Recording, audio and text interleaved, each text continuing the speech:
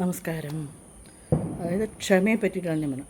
ക്ഷമിക്കാൻ കഴിവുള്ള ആൾക്കാർക്ക് വന്നിട്ട് പിന്നെ ആയുസ് കൂടുതലായിരിക്കും അത്രേ. അതെന്താ കാരണം പറഞ്ഞത് എന്താ വെച്ചാൽ പുതിയതായിട്ടുള്ളൊരു കണ്ടുപിടുത്തമാണ്. സാധാരണ ക്ഷമിക്കാനുള്ള കഴിവ് പറയുമ്പോൾ നമുക്ക് നല്ല സഹനശക്തി വേണം. കാരണം നമുക്ക് ഇഷ്ടമില്ലാത്ത കാര്യമാണെങ്കിലും സാരമില്ല പോട്ടെ, നമുക്ക് ഏറ്റവും വേണ്ടപ്പെട്ടവരാണ് അവർ, സാരമില്ല ക്ഷമിച്ചളയാം, അല്ലെങ്കിൽ അവരറിയാതെ ചെയ്തതാണ് ക്ഷമിച്ചളയാ എന്നൊക്കെ പറയുന്നതിന് മുമ്പ് നമ്മുടെ മനസ്സിലൊരു സംഘർഷം നടക്കും.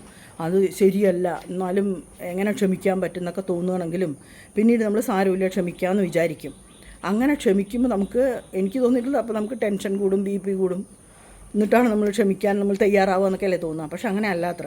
കാരണം നമ്മൾ ഒരാളോട് ക്ഷമിക്കുന്ന സമയത്ത് നമ്മുടെ മനസ്സിൽ ഒരു സംതൃപ്തി, കാരണം അവർ തെറ്റ് ചെയ്താണെന്ന് അറിഞ്ഞിട്ടും ഞാൻ അവരോട് ക്ഷമിച്ചുവല്ലോ എന്നുള്ള ഒരു സംതൃപ്തി നമ്മുടെ മനസ്സിലുണ്ടാവുമ്പോൾ അതൊരു സന്തോഷമായിട്ട് മാറും അത്രേ. അപ്പോൾ നമ്മുടെ ശരീരത്തിലുള്ള സന്തോഷത്തിൻ്റെ ഹോർമോണുകൾ ജാസ്തിയാവുന്നു, അത് ആയുസ് കൂട്ടാൻ സഹായിക്കുന്നു. അപ്പോൾ അതുകൊണ്ട് എല്ലാവരോടും ക്ഷമിക്കുക. ക്ഷമിക്കും തോറും നമ്മുടെ ആരോഗ്യത്തോടെയുള്ള സന്തോഷത്തോടെയുള്ള ആയുസ് കൂടുന്നാണ് പറയുന്നത്. അത് നല്ലൊരു കാര്യമല്ലേ? ചിന്തിച്ച് നോക്കൂ കേട്ടോ.